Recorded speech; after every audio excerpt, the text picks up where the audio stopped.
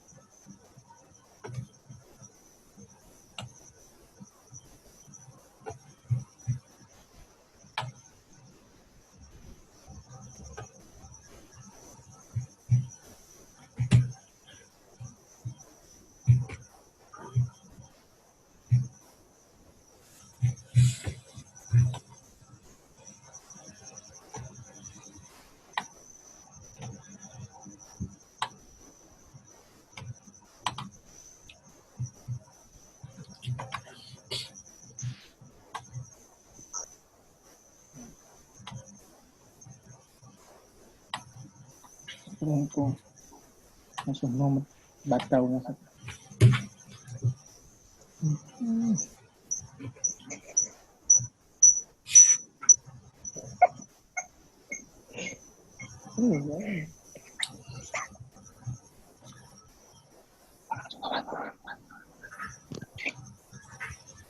Bien.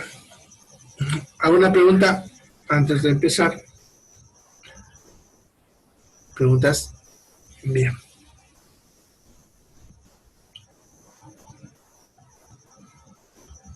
¿2 veces se manda el nombre? Ah, para entrar en sesión. Sí. Es para que verifique, ya, que quede como documentación que ustedes estuvieron en la clase. Ya, porque la persona que entra a hacer control de asistencia verifica en las 2 aulas y de repente en una entra en la otra sí, entonces hay que poner para que así él les ponga asistencia, ¿no? Y así si uno de ustedes un reclamo, yo entro a los chats porque estos chats se quedan grabados aquí en mi máquina, ¿ya? Entonces ahí yo lo confirmo, si es que ustedes de repente dijeron que vinieron pero no se lo pusieron. Es para eso más que todo, para verificar, ¿ya?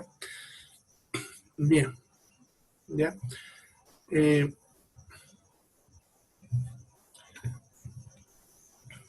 ¿Alguna otra pregunta?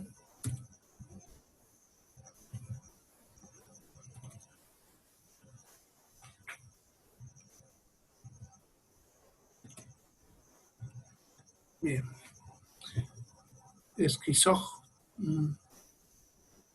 ¿Te refieres a la esquizofrenia? Yo creo, ¿no? O es algún nombre comercial de alguna droga.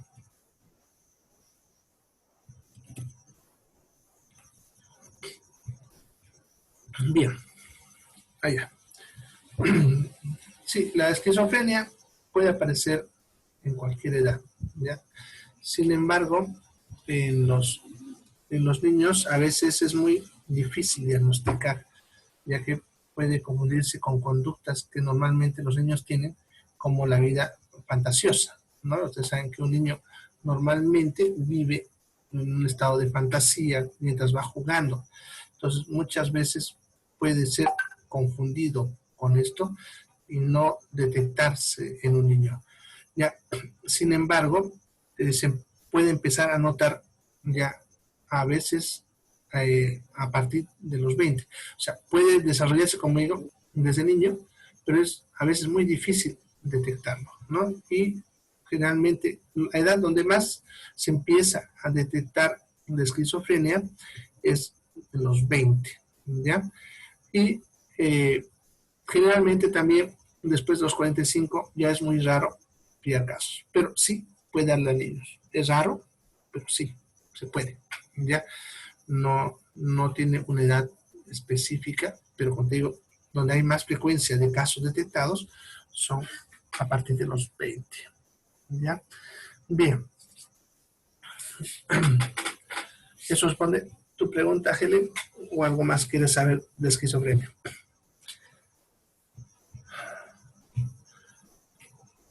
Bueno, entonces, ¿en qué casos no usaríamos las drogas antipsicóticas?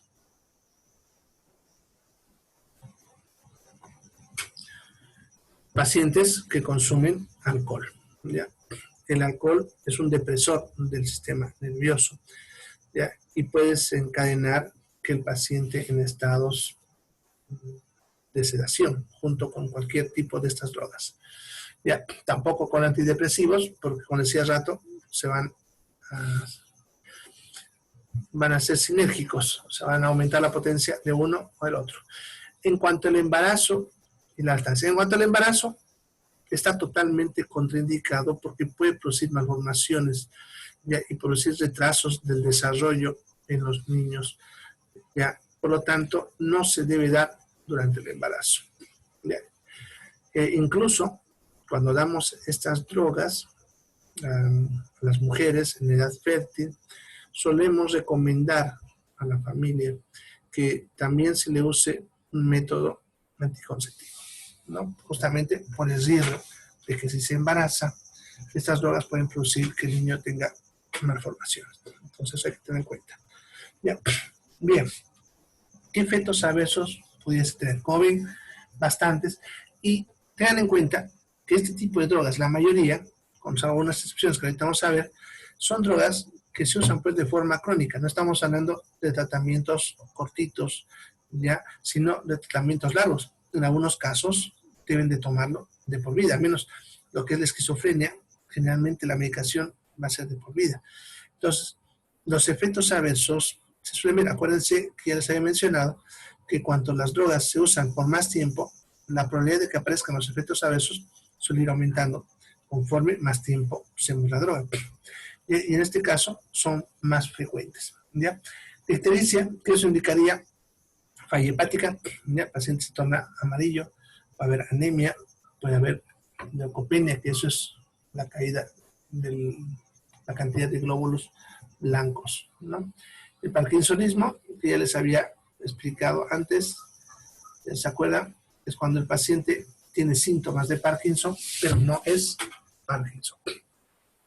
Constantemente tienen movimientos involuntarios, disfagia es dificultad para tragar, y un efecto adverso muy frecuente, ya, y lo van a ver bastante en los pacientes psicóticos, es la protrusión de la lengua. ¿Qué es eso? Que el paciente va a estar con la lengua afuera, ¿ya? Como si estuviese sacando la lengua, pero todo el tiempo, ¿ya? Su lengua va a estar afuera. Eso es lo que es la protrusión de la lengua. Va a haber temblores, agitaciones también, insomnio. Los estados catatónicos son estados en los cuales el paciente se queda como si fuese una estatua. Ya son estados catatónicos. El paciente incluso se queda en una posición y ustedes pueden moverlo a otra posición y se queda ahí, quieto, no se mueve para nada. Esos son los estados catatónicos. Ya suele ser uno de los efectos adversos de estas drogas. Ya, puede haber aumento de volumen de las mamas, galactorrea, si se acuerdan, ¿no? Cuando sale leche, ya, y fotosensibilidad, ¿no? Bien, sin embargo, en los pacientes que estamos hablando, que realmente tienen algún tipo de psicosis, ya, a veces es la única solución a pesar de los efectos que estamos observando, ¿no? Eso dependiendo del caso. Habría que evaluar la situación del paciente para ver si es necesario cambiarle o quitarle de droga en algún efecto. Bien. Otra droga, los antidepresivos. ¿Ya? La depresión es un estado psicopatológico en el cual el paciente va a tener un estado de tristeza extrema, ¿ya? Asociado a pensamientos de muerte. Ya son personas que sienten una sensación de tristeza, pero están pensando en suicidarse. Eso es importante para diagnosticar depresión, por si acaso, porque últimamente con lo que la gente ve en internet bastante, ahora a cualquier estado de tristeza le dicen depresión. No es así, ¿no?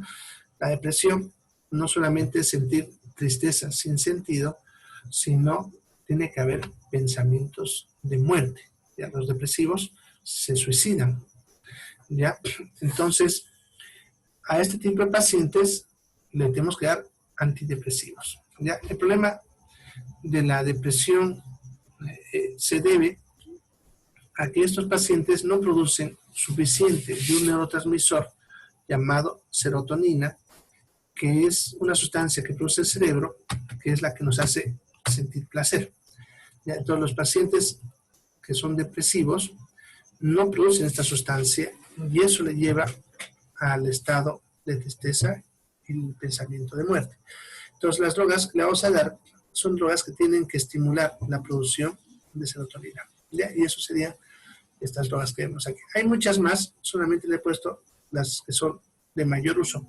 La metitralina y la fluoxetina. ¿Ya? Son los antidepresivos más usados. Entonces, ¿para qué lo vamos a usar?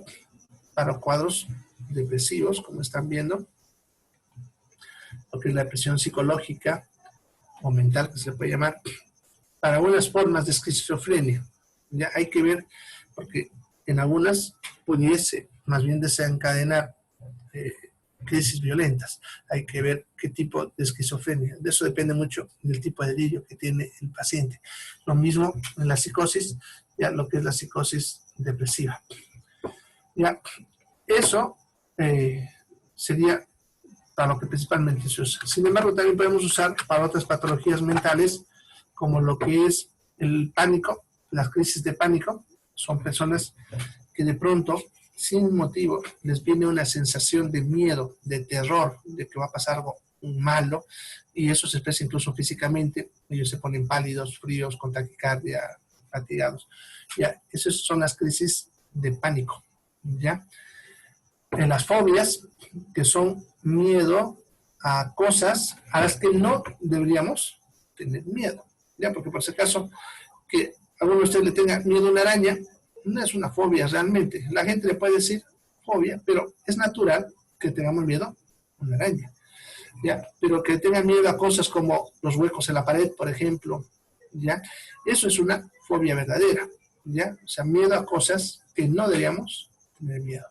¿Ya?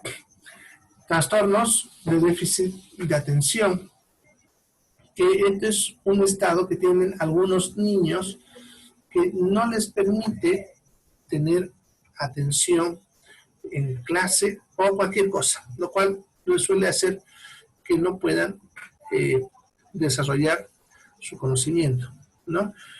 Pero aquí hay que tener cuidado porque no todos los niños tienen déficit de atención. A veces simplemente son hiperactivos, que eso es normal, y entonces hay que estar bien claro si es realmente ese trastorno o no lo es. Porque también igual con internet hoy día a cualquier niño ahora ya lo quiere catalogar con déficit de atención. ¿Ya? Bien, a ver, preguntas, ya los sapos. Sí, es normal que le tengan miedo a un sapo, no, no es una fobia. ¿Ya? A las víboras también, por si acaso, ¿no? Son zapotes, claro. Es natural, eso no es una fobia. ¿Ya? Bien. La enuresis nocturna ya es cuando una persona se orina al dormir. ¿Ya? A ver qué dice. A la cucaracha, no, no es fobia. Al agua en abundancia, eso sí es fobia. Ya no deberíamos tenerle miedo al agua, ¿no ven? Ya, entonces, ¿tiene miedo al agua? Eso sí es una fobia. ¿Ya? ¿Y cómo sabemos que un niño no, ¿cómo es? Tiene déficit de atención. Ya.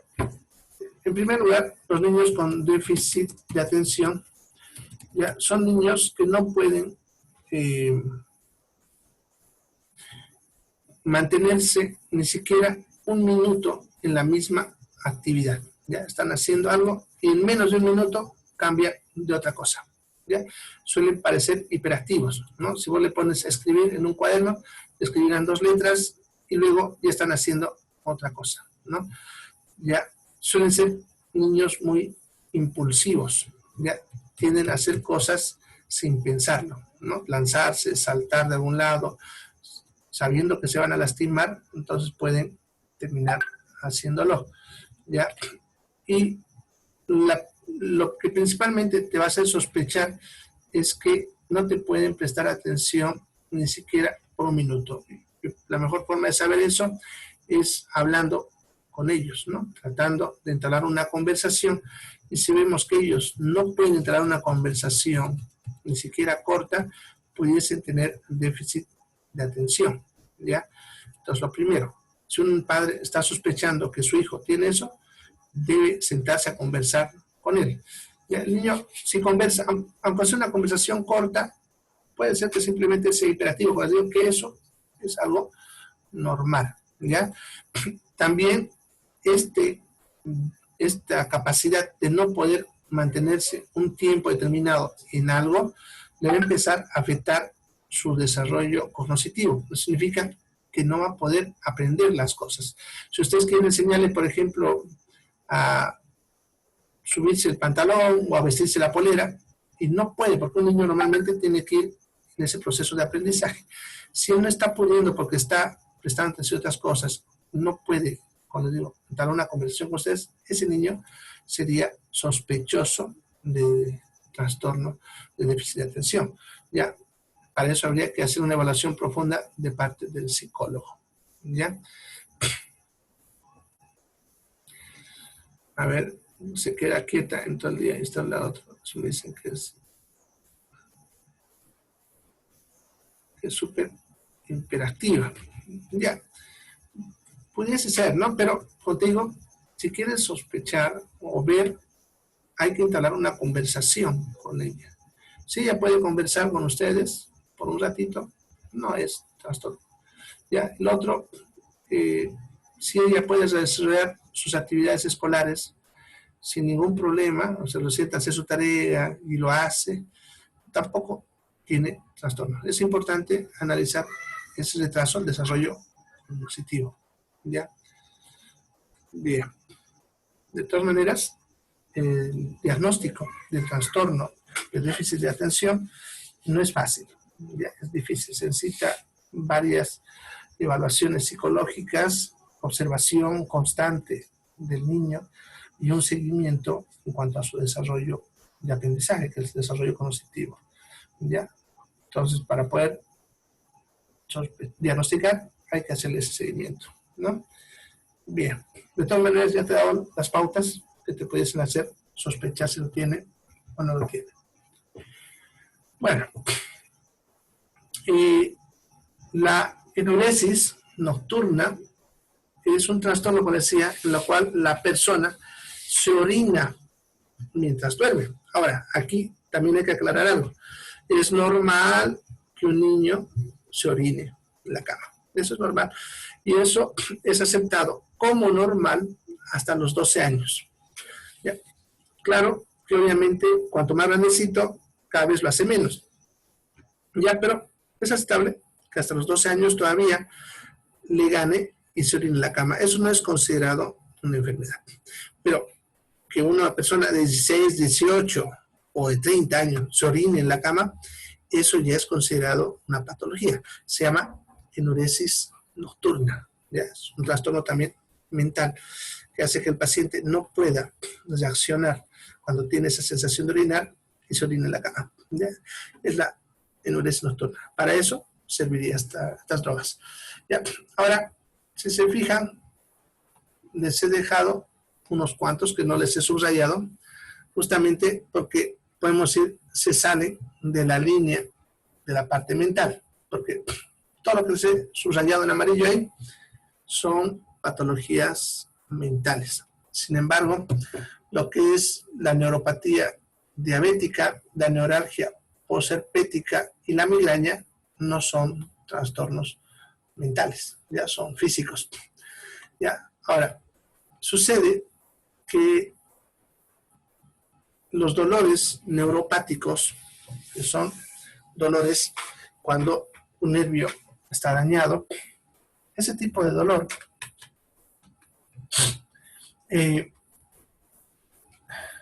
no alivia con los analgésicos comunes. O sea, los que hemos visto como diclofenac o ibuprofeno, no van a calmar los dolores neuropáticos, que son dolores por lesión de nervios.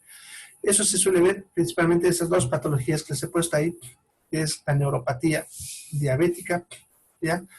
Que es porque la diabetes daña los nervios, entonces suele producir cierto tipo de dolores. Las neuralgias postherpéticas se refiere al zóster, que es una patología por un virus, que lo vamos a ver, microbiología. Ahí les voy a mostrar imágenes de cómo es. Pero en esta enfermedad, característicamente, duele el nervio afectado, incluso a veces hasta por un año. Entonces necesita drogas para el tratamiento del dolor neuropático. Bueno, y la migraña también. También para otros dolores neuropáticos, no solamente los que puse ahí. Por ejemplo, la ciática, que es la lesión del nervio ciático, también es difícil de controlar con analgésicos y esta droga puede ayudar a controlar ese tipo de dolor. Entonces sirve también para dolor neuropático. No se olvide, no es para cualquier otro tipo de dolor, solamente para ese tipo específico de dolor. ¿Ya? Bien. Eso sería entonces sus indicaciones. Vamos a ver las contraindicaciones. Ya, como decía anteriormente, no podemos combinarlo con otras drogas del mismo tipo. No podemos con antidepresivos, igual con alcohol, por lo que les mencioné, que pueden producir sedación. En mayores de 70 años, ¿por qué esta aclaración de la edad? Porque sucede que los antidepresivos, la edad en la que más se usa está entre los 50 y los 65 años de edad. Es la edad en la que las personas suelen hacer más crisis depresivas. Hay personas que obviamente incluso más de los 65, ¿no? 70, 80, ¿ya? El problema de una persona de 70 años de edad ya es que necesita una regulación estricta de las dosis de las drogas. Sucede que a esa edad ya los mecanismos de excreción de las drogas ya están fallando y no podemos darle las mismas dosis, ¿ya? Y hay drogas como estas, justamente, que van a tener efectos muy potentes en pacientes por encima de los 70. ¿Ya? Eso significa que no solamente no le va a quitar la presión, sino lo vamos a dejar sedado al paciente ahí durmiendo todo el tiempo. Y una persona de 70 años que lo dejemos durmiendo, prácticamente es matarlo, porque una persona de esas edades, cuanto más activo se mantenga, más años de vida tiene, ¿ya? Si un paciente de esas edades ya no puede levantarse, no puede caminar, generalmente en un estado que va a terminar matándolo. Eso es algo clave en las personas de la tercera edad, ¿ya? Entonces, por eso, encima de 70 no podemos usar. Pacientes que contengan epilepsia, porque puede desencadenar convulsiones en este tipo de pacientes. La anemia, porque también es una droga que tiende a producir anemia. Acuérdense que de hecho son drogas que vamos a usar por largos periodos de tiempo. La leucopenia, pacientes con glóbulos blancos disminuidos, porque también produce ese efecto adverso. Y el embarazo, por el mismo motivo que le explicaba hace rato. Sin embargo, durante la lactancia se puede usar porque no pasa a través de la leche, ¿ya? Es más, a veces usamos, porque han de escuchar hablar que hay un cuadro que se llama depresión postparto, ¿no? Algunas mujeres que después del parto entran en un estado depresivo intenso que puede terminar que ellas se maten o incluso a veces que maten al niño y ellos se maten. Entonces, se debe dar, ¿ya? Pero en el posparto, teniendo en cuenta que no afectaría a la lactancia, ¿no? Ya. Bien, en cuanto a los efectos adversos, todos estos producen somnolencia, entonces la persona va a estar con sueño. Y no se olviden que cuando hablamos de esto, tenemos que tener como precaución, que eso no está ahí, para que ustedes lo aumenten, el hecho de que estas personas no pueden conducir movilidades, manejar maquinaria peligrosa. ¿Ya? Temblores, muy frecuente, ya incluso el parkinsonismo, que ya hemos visto, ¿no? Esos temblores que suelen haber, principalmente en personas por encima de los 50 años, suele haber. La hipotensión ortostática, más que todo en pacientes diabéticos, suele tender a empeorar eso. No me acuerdo si les expliqué, creo que sí, ¿no? La hipotensión ortostática es cuando la presión se baja al cambiar de posición, ¿no? De estar echado a sentado o de sentado a parado. Diaforesis es sudoración, el paciente va a tener mucha sudoración, taquicardia, constipación, que es estreñimiento, se queda de la boca. Por si acaso, la constipación es algo muy frecuente con estas drogas y para evitar eso, a los pacientes tenemos que recomendarle que consuman bastante fibra vegetal y bastante agua para favorecer ya el hecho de que no se estreña. ¿Ya? Pueden haber visión borrosa, estomatitis, que es la inflamación de la boca, que también es frecuente en pacientes que consumen por mucho tiempo, la fotosensibilidad, anemia, leucopenia, está viendo, disminución de la libido, también es un efecto frecuente. ¿Ya? Disminución del libido es la disminución del deseo sexual. El libido es deseo sexual. Entonces estas drogas reducen ese efecto.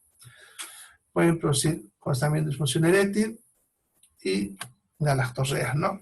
Esos también son frecuentes. Bien, les he marcado todos los que son frecuentes. ¿Ya? Bueno, entonces esas drogas van a ser así. Hay pacientes en los que vamos a hacer tratamientos ya por periodos de tiempo cortos, ¿no? Estamos hablando de 15 días, un mes, cuando son estados depresivos leves y que se suelen deber a una causa específica, como el posparto que decía. Pero algunos pacientes requerirán por muchos meses o años, incluso, ya, y por ese motivo es importante tomar en cuenta los efectos adversos, que no se olviden que son más frecuentes cuanto más tiempo los use. Bien, ¿alguna pregunta sobre esas drogas? ¿Preguntas?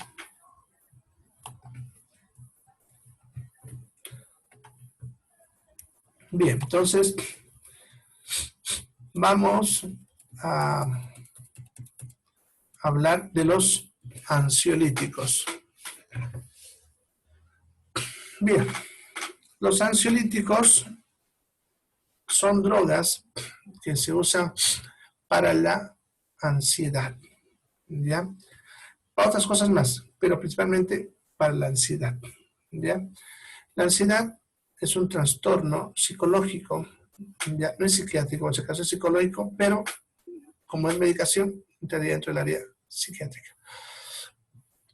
Es un trastorno en el cual la persona ya siente una sensación de desesperación sin causa, pero asociado a síntomas físicos como taquicardia, palidez, frialdad, dolor abdominal. Ya, esos suelen ser las crisis de ansiedad. Entonces, para ese tipo de patología vamos a usar estas drogas. También para los trastornos de pánico, que la diferencia con la ansiedad es que la ansiedad es un estado de desesperación, sin causa. En cambio, en los trastornos de pánico hay terror, ¿no? Sensación de miedo y de que algo malo inminente va a pasar, ¿no? Ya. Se pueden usar como sedantes y se usa eso frecuentemente, ¿ya? Por ejemplo, el alprazolam y el clonazepam lo usamos en pacientes que por algún motivo no pueden dormir, ¿no? Y le podemos dar por cortos periodos de tiempo, ya esas drogas de ahí. Se usan como anticonvulsivantes, tanto para tratamientos prolongados, como también para la emergencia, ¿ya? Como anticonvulsivante usamos principalmente el diazepam y el midazolam, ¿ya? Ambos vienen en ampollas y podemos usarlo vía endovenosa, pero cuando hablamos de convulsiones no se puede pues pillar vena, por si acaso, entonces lo que hacemos es por vía rectal. Pero la misma ampolla que se usa para endovenosa se puede poner por vía rectal. Para eso simplemente a la jeringa le sacamos la aguja, le ponemos la mariposa y le cortamos la mariposa, solamente dejando la manguerita de la mariposa. Esa manguerita se mete por el ano hasta el recto y ahí vaciamos la droga. Su absorción es rápida y tiene un efecto muy efectivo. Ya, eso es para cuando están convulsionando, porque cuando están convulsionando pues no le van a poder pillar ninguna vena, además que se están moviendo. Ya. Y los usamos como relajantes musculares, por ejemplo, en patologías con contracción muscular intensa, ¿no? Las fibromialgias, lumbalgias, ¿ya? Y también para procedimientos médicos. Por ejemplo, cuando hay luxaciones que ya han pasado unas horas y no se ha reducido, necesitamos relajar los músculos para poder acomodar el hueso en su lugar. Entonces usamos estas drogas, ¿ya?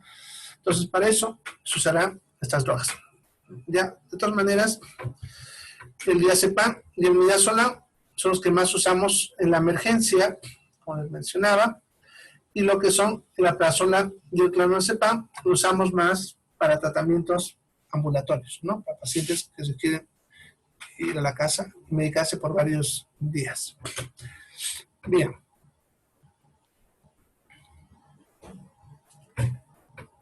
Contraindicaciones.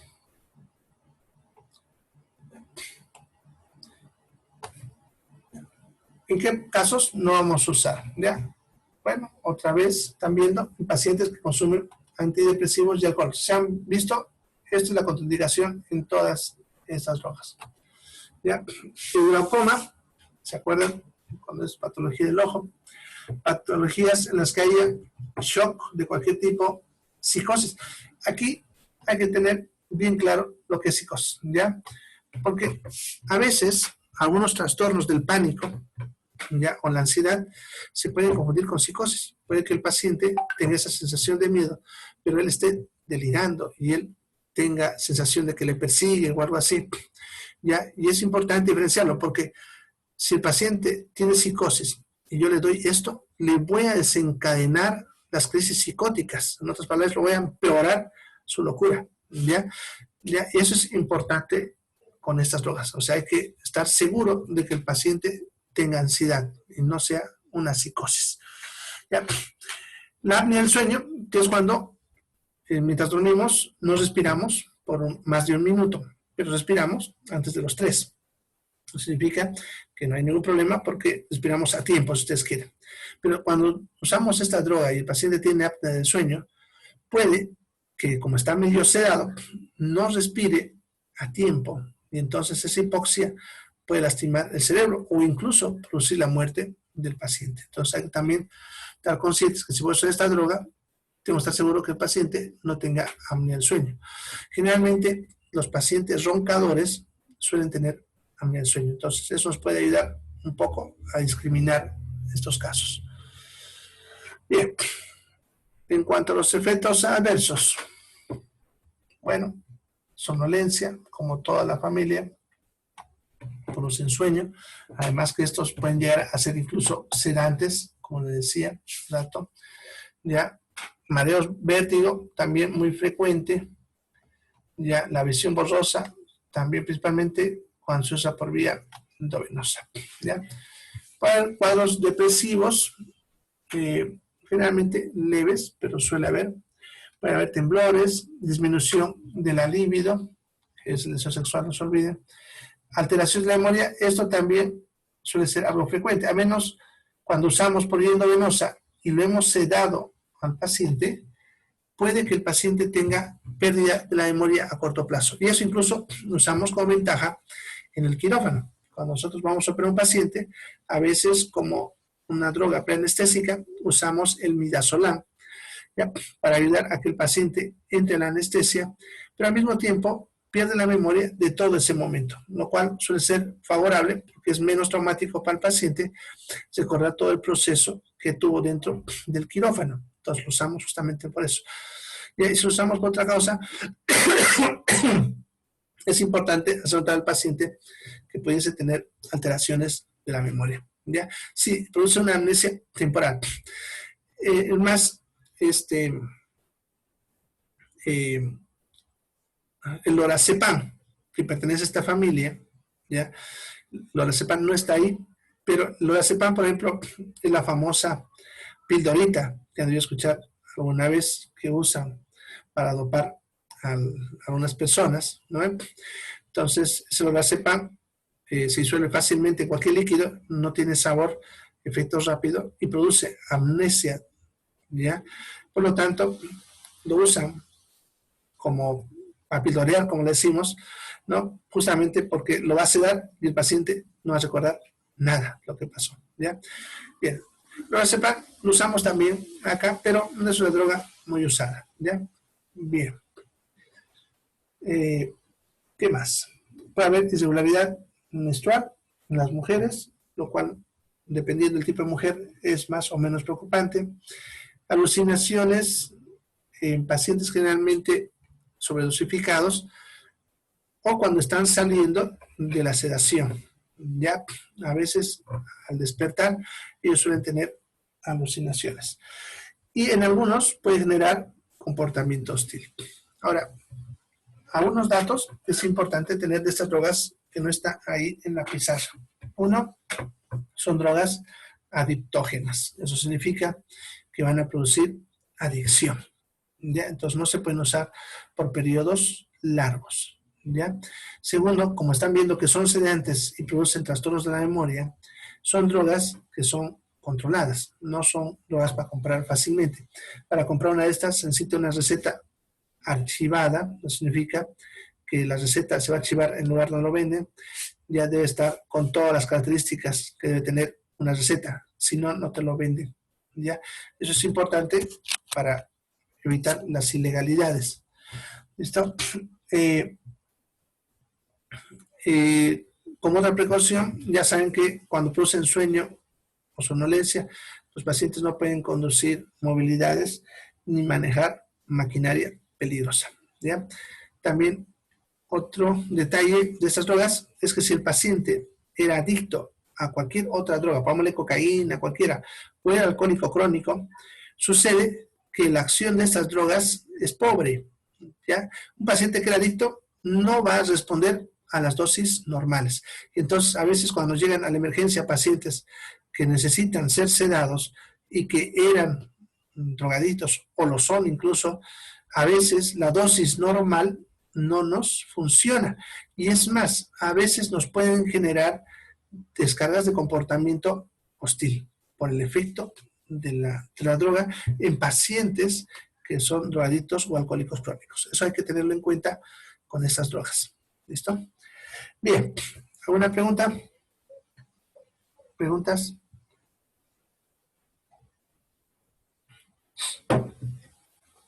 Ay. Bueno, entonces, ahí quedaremos por hoy. Ya solamente tenemos un minuto, así que no nos da para avanzar nada más. ¿Ya? Cualquier cosita, pueden consultarme. Como estamos en época de saturación por el COVID, yo como siempre, para todos mis alumnos, estoy disponible para cualquier consulta. Incluso si es de su familia, no hay problema, pueden escribir al WhatsApp para consultar cualquier situación, ya que como han visto ahorita, los hospitales están saturados y no hay campo para atención. ¿Ya? Así que yo les puedo desde acá guiar en los tratamientos dependiendo de lo que tengan o lo que les esté pasando. Yo no hago problema en atenderlos a mis alumnos, es gratis, así que no tengan miedo ni pena. Ya, simplemente anímense si tienen problemas y me consultan. ¿Listo? Bien, entonces nos vemos mañana. Se cuidan, vayan a descansar. Chao, chao. Chao. Hasta luego, doctor. Gracias.